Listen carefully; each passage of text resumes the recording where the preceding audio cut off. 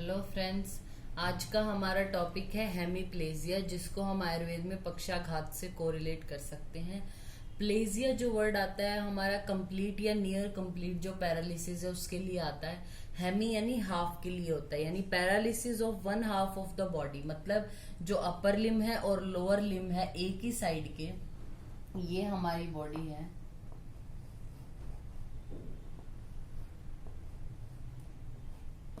तो ये जो वन हाफ है हमारी बॉडी का, यानी जो अपर लिम है और एक ही साइड का, उसी साइड का लोअर लिम, इसका पैरालिसिस हो जाना, इसको हम हेमीप्लेजिया बोलते हैं। ये हमारा जो हेमीप्लेजिया है, it may be associated with weakness of the facial muscle of the same side. यानी हेमीप्लेजिया जरूरी नहीं है फेस इन्वॉल्व होगा ही होगा, लेकिन हो भी सकता है। तो अगर इसमें फेस भी इन्वॉल्व हो, मतलब हाफ जो है वो इसी साइड का फेस भी इन्वॉल्व है, तो हम इसको बोलते हैं ipsilateral hemiplegia. Ipsilateral same side का है, उसी साइड का हाफ फेस है, अपर लिम एंड लोअर लिम, तो इसको बोलते हैं इप्सिलेटरल हेमीप्लेजिया। लेकिन अगर जो हमारे लिम्स है वो तो इस साइड के, यानी जैसे लेफ्ट साइड के इन्वॉल्व हो रहे हैं, लेकिन राइट साइड के फेस में अफेक्टेड आ रहा है हेमीप्लेजिया की वजह से, तो इसको हम कॉन्ट्रालेटरल हेमीप्लेजिया बोलते हैं। ठीक है, फिर आता है हेमीप्लेजिया जो हो रहा है उसके कॉजेज क्या है। कॉजेज हमारा डिपेंड करता है कि पेशेंट आराम से बैठा था, एकदम से उसको जो है वो हेमीप्लेजिया हो गया, तो वो होता है सडन ऑनसेट के क्या क्या कॉजेज होंगे वो अलग होंगे, ग्रेजुअल ऑनसेट के अलग होंगे। सडन के क्या हो सकते हैं, पहला आता है वेस्कुलर कॉज। सडन जो है हमारा ऑनसेट में वेस्कुलर कॉज आता है पहले, मतलब ये थ्रोम्बोसिस की वजह से हो सकता है। जो थ्रोम्बस होता है, जैसे हमारी ये ब्लड वेसल है, इसमें फैट डिपॉजिट हो रहा है, ये थ्रोम्बस बन गया, तो इस थ्रोम्बोसिस की वजह से हो सकता है। दूसरा हो सकता है वेस्कुलर में ही एम्बोलाई की वजह से।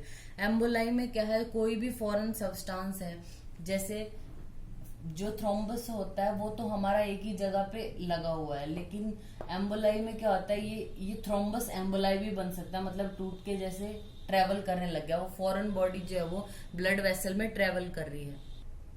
तो ये हमारा जो हो गया, ये थ्रोम्बस हो गया, ये एम्बोलाई है। तो जैसे एम्बोलाई है उसमें मायोकार्डियल इन्फेक्शन या इन्फेक्टिव एंडोकार्डाइटिस या आर्टियल फिब्रिलेशन की वजह से, या तीसरा जो वेस्कुलर कॉज है उसमें हमारा हो सकता है हेमरेज की वजह से, मतलब हाइट ऑफ इमोशन या एक्साइटमेंट में हो अगर कोई पेशेंट, एकदम से हो सकता है। बाकी वेस्कुलर कॉजेज के अलावा हाइपरटेंसिव एन्सेफेलोपैथी, ट्रॉमा की वजह से भी हेमीप्लेजिया हो सकता है। फिर आता है हमारा ग्रेजुअल ऑनसेट, मतलब धीरे धीरे हेमीप्लेजिया होना शुरू है। तो ग्रेजुअल ऑनसेट के कॉजेज क्या हो सकते हैं, उसमें आता है हमारा सेरिब्रल ट्यूमर की वजह से, सेरिब्रल एब्सेस की वजह से, क्रॉनिक सबड्यूरल हेमेटोमा है उसकी वजह से। अब आता है जो हमारा हेमीप्लेजिया, उसके क्लिनिकल टाइप क्या है। क्लिनिकली आप उसको कैसे जो वो टाइप में डिवाइड करोगे, तो सबसे पहले आता है कंप्लीट हेमीप्लेजिया। कंप्लीट में क्या है, यानी फेस भी इन्वॉल्व हो रहा है, जो पर्सन है, जो अफेक्टेड पर्सन है, उसका अपर लिम भी और लोअर लिम भी, तो इसको हम बोलते हैं कंप्लीट हेमीप्लेजिया। इनकम्प्लीट में क्या होगा, फेस इन्वॉल्व नहीं हो रहा है, सेम साइड की अपर लिम और लोअर लिम इन्वॉल्व हो रही है, वो इनकम्प्लीट है, यानी फेस की इन्वॉल्वमेंट नहीं है। फिर आता है क्रॉस्ड। क्रॉस्ड में जैसे हमने बताया था कॉन्ट्रालेटरल जो हेमीप्लेजिया, वो क्रॉस्ड भी बोलते हैं उसको, यानी अपर लिम और लोअर लिम तो एक साइड की इन्वॉल्व हो रही है, उसके अपोजिट साइड का फेस इन्वॉल्वमेंट हो रहा है। ठीक है, वो क्रॉस में आता है। फिर आते हैं इसके क्लिनिकल फीचर्स क्या मिलेंगे, weakness of one half of the body, deviation of face to the opposite side while eating और स्पीकिंग। जब पेशेंट कुछ खा रहा है या बोल रहा है तो जो माउथ एंगल है वो डेविएशन हो जाता है और उसको बोलने में डिफिकल्टी होती है पेशेंट को। फिर आता है आप पेशेंट के ऑन एग्जामिनेशन क्या क्या आप उसको देखोगे, क्या क्या आप उससे पूछोगे। On examination mode of onset देखोगे। मोड ऑफ ऑनसेट मतलब सडन ऑनसेट हुआ है, यानी जैसे हम बात कर ले सेरिब्रल एम्बोलाई है, उसमें विद इन सेकेंड्स जो है वो हेमीप्लेजिया हो सकता है उसकी वजह से, कुछ घंटों में जो है वो सेरिब्रल थ्रोम्बोसिस की वजह से, और एकदम हो तो हेमरेज की वजह से हो सकता है हेमीप्लेजिया। ग्रेजुअल में इन्फेक्टिव कॉजेज हो सकते हैं या मल्टीपल स्क्लेरोसिस की वजह से। फिर हमें देखना है प्रेसिपिटेटिंग फैक्टर्स क्या है, मतलब आपको पेशेंट सारी जानकारी देगा, आपको पूछना है कि इनको ऐसा अटैक कब आया, जब ये रेस्ट पोजीशन में थे, कुछ काम कर रहे थे, कोई हाइट ऑफ इमोशन में तो नहीं थे, मतलब बहुत ज्यादा दुख लगा उनको या बहुत ज्यादा एक्साइटमेंट खुशी के टाइम पे, तो आप ये सारा पूछोगे। तो ड्यूरिंग स्लीप या सून आफ्टर राइजिंग बेड, यानी सो रहा है पेशेंट तब ऐसा हुआ या सो के उठा ही था, तो यानी सेरिब्रल थ्रोम्बोसिस की वजह से हो सकता है, हम मान सकते हैं ऐसा कॉज। ड्यूरिंग एक्सर्शन या एक्टिविटी के टाइम पे हुआ तो सेरिब्रल एम्बोलाई की वजह से हो सकता है। हाइट ऑफ इमोशन में हुआ यानी बहुत ज्यादा दुखी था पेशेंट या बहुत ज्यादा खुश था, यानी हेमरेजिक हो सकता है। फिर आते हैं हम उसमें साइंस क्या देखेंगे, तो इसमें सबसे इंपॉर्टेंट आता है बेबिंस्की साइन।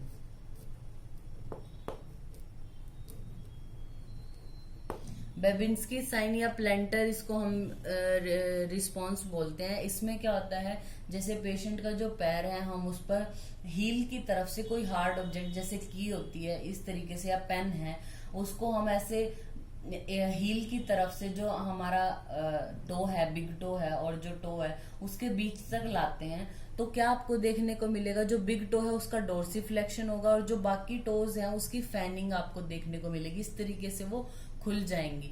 तो यानी बेबिंस्की साइन हमारा पॉजिटिव है। ये बेबिंस्की साइन मोस्टली 1 या 1.5 साल तक बच्चे में भी पॉजिटिव आता है, वो नॉर्मल है। लेकिन बड़े हैं जैसे हम, अगर हमें हेमीप्लेजिया नहीं है तो हमें ये नेगेटिव आएगा, ठीक है।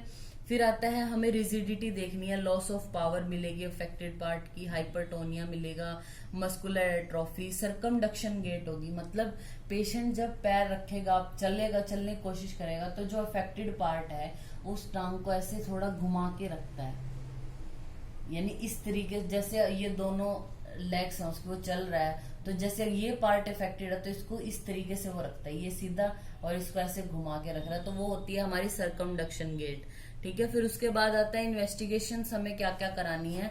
पेशेंट को हमने सीबीसी कराना है, ESR, lipid profile, blood sugar, blood urea, serum creatinine, ECG कराना है कि उसको कोई जो कार्डियक कॉज तो नहीं है, मायोकार्डियल इन्फाक्शन या फिर एरिथमिया या अदर कार्डियक कॉजेज तो नहीं है, चेस्ट एक्सरे कराना है, पीए व्यू, इकोकार्डियोग्राफी करानी है, डॉपलर स्टडी करा सकते हैं, सीटी स्कैन करा सकते हैं हम ब्रेन का। फिर आती है इसकी मैनेजमेंट, जो हेमीप्लेजिया है उसका ट्रीटमेंट हमने कैसे करना है। अगर हेमीप्लेजिया के साथ पेशेंट में सेरिब्रल एडिमा मिल रहा है, सेरिब्रल एडिमा है उसको, तो हमें उसे देना है मैनिटोल। मैनिटोल देना है 20% 100 ml IV TDS, या फिर ओरल ग्लिसरोल दे सकते हैं हम, इंजेक्शन डेक्सामेथासोन दे सकते हैं, ये इंजेक्शन फ्रूसेमाइड दे सकते हैं एडिमा को कम करने के लिए। पेशेंट को अगर हाइपरटेंशन है, डायबिटीज मेलाइटिस है, यानी 10 ईयर से ज्यादा हो गया है इन सब चीजों को, तो उनका भी वो भी कॉज हो सकता है, तो उनका भी ट्रीटमेंट साथ साथ चलेगा। अगर थ्रोम्बोसिस की वजह से, सपोज आपने डायग्नोज कर लिया कि थ्रोम्बस की वजह से उसको हेमीप्लेजिया, तो जो एंटीप्लेटलेट ड्रग है जैसे एस्पिरिन है या टिक्लोपिडिन है वो देनी है पेशेंट को। लेकिन एस्पिरिन जो है वो कॉन्ट्रा इंडिकेटेड अगर किसी को सेरिब्रल हेमरेज हो या इन्फेक्शन हो। फिर अगर एम्बोलाई की वजह से तो एंटी कोएगुलेंट थेरेपी देनी है जैसे हिपैरिन या वारफरिन। इंट्रा सेरिब्रल हेमेटोमा है तो हमें सर्जरी करनी है और पेशेंट को जो है हम फिजियोथेरेपी एडवाइस कर सकते हैं। तो ये हमारा टॉपिक हो गया हेमीप्लेजिया। Thank you.